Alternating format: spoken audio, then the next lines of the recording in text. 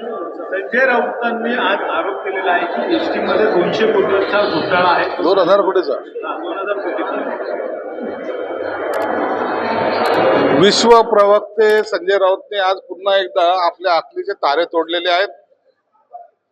ST मध्ये जवळपास 2000 कोटीचा घोटाळा झालाय असं त्याला स्वप्न पडलं होतं आणि त्याने ते आपल्या चॅनलच्या माध्यमातून सगळीकडे सांगण्याचा केविलवाणी प्रयत्न केला. 2000 कोटीचं टेंडर जे निघलंच नाही, जे प्रशासकीय मान्यतेतच अडकलं, ज्या गोष्टीचं टेंडर झालं नाही, ज्याची वर्क ऑर्डर झाली नाही, तर त्यात घोटाळा झाला असं एक वेगळं तत्वज्ञान त्या बिंडोक माणसाने तुमच्या समोर मांडायचा प्रयत्न केला.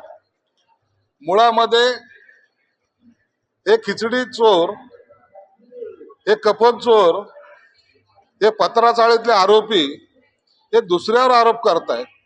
मला वाटतं मी अनेक वेळा सांगितलं की संजय राऊत बोलले म्हणजे काहीतरी चुकीचंच बोलणार हे त्यांचं ठरलेलं आहे आणि असे आरोप करून स्वतःचा TRP वाढवणं, स्वतःचा प्रसिद्धी घेणं हे त्याच्या एक सवयीचा भाग झालेला आहे.